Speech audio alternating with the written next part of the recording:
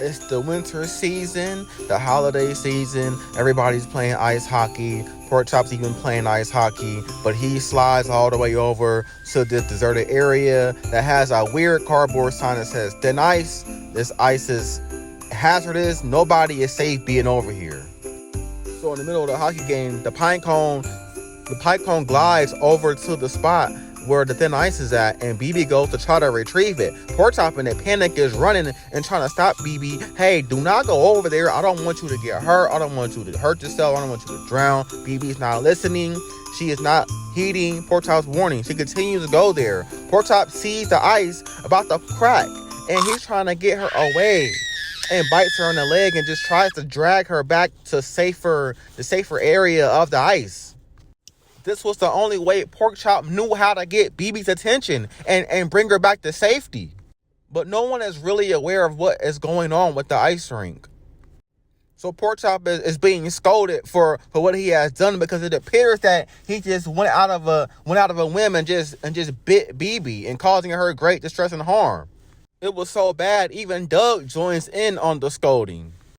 So Doug actually takes Porkchop home and is scolding him some more and basically grounding him. But Porkchop is like, no, y'all misunderstanding me. This is what happened. I'm trying to show you what happened. But Doug ain't buying it. Doug is not understanding what's going on. He don't get the message and think Porkchop is not taking it seriously and playing around.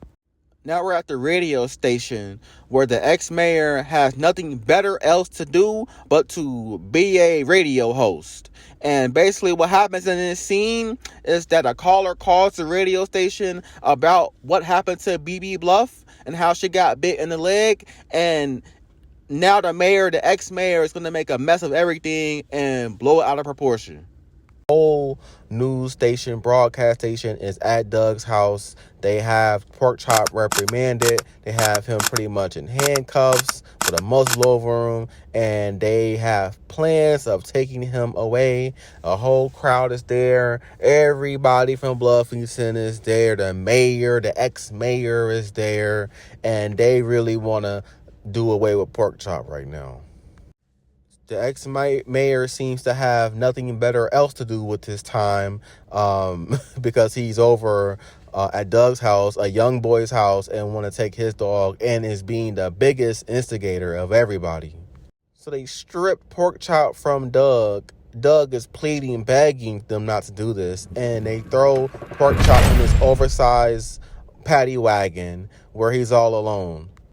The whole family in the living room trying to console Doug. Doug, we're going to figure this out. Don't worry about it. It's the holidays. They're not going to keep him for long. You know, let's see what happens.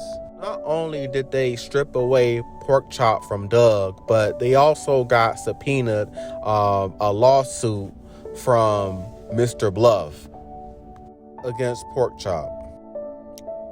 Doug is terrified and outraged.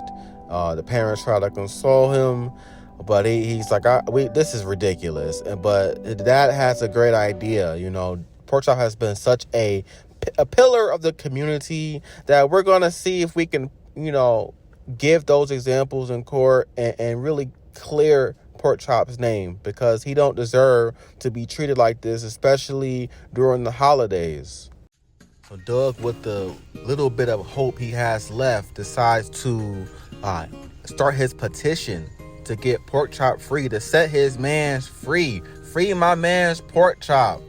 So Doug is energetic. You know, I'm going to get everybody in town to sign my petition. And he keeps getting rejected after rejection.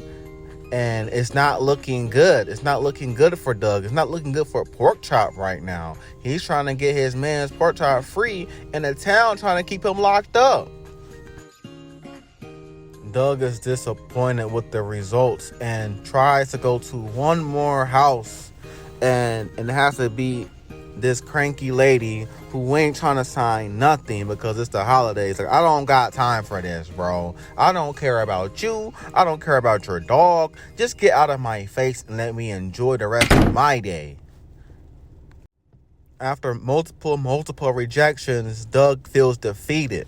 And to make matters worse, He has to see his dog on TV on the Channel 6 News. They got my man in central booking right now. He's a barcode right now. He is a fugitive. He is a criminal. And now they're going to reenact the event, portraying Porkchop to be this bull mastiff who just tries to harm any human in sight. Like, this is ridiculous, bro. This is not Porkchop. This does not happen, bro. This is cap. This is all cap, bro.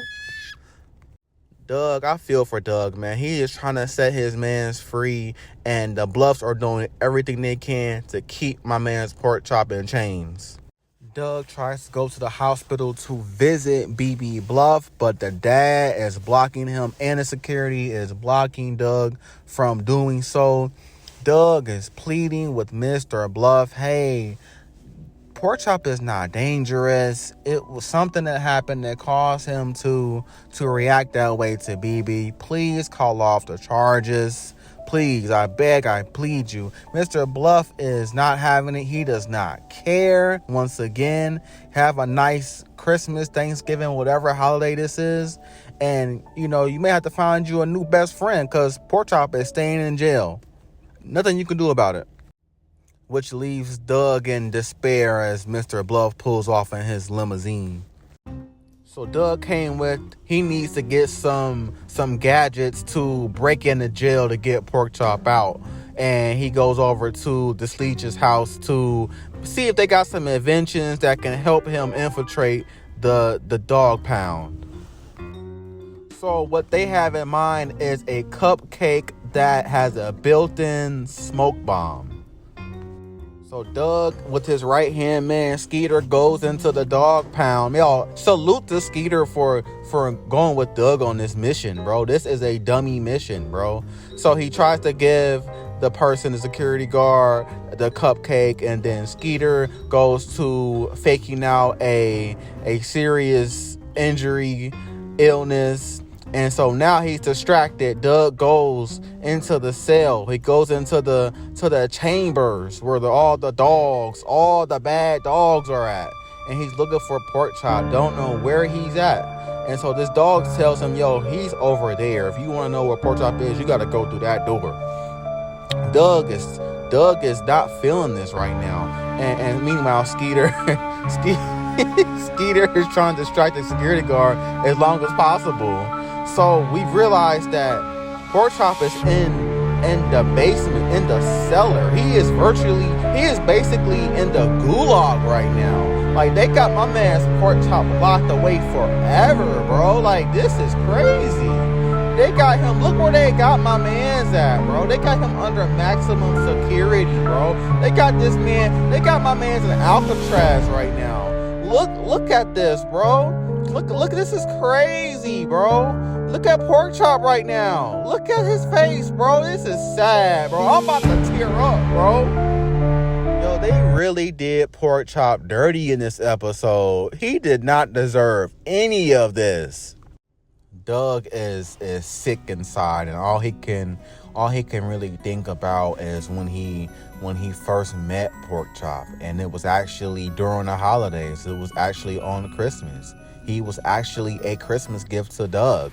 So this time is very important to both of them, and Doug is just at an utter loss right now. He doesn't know what to do.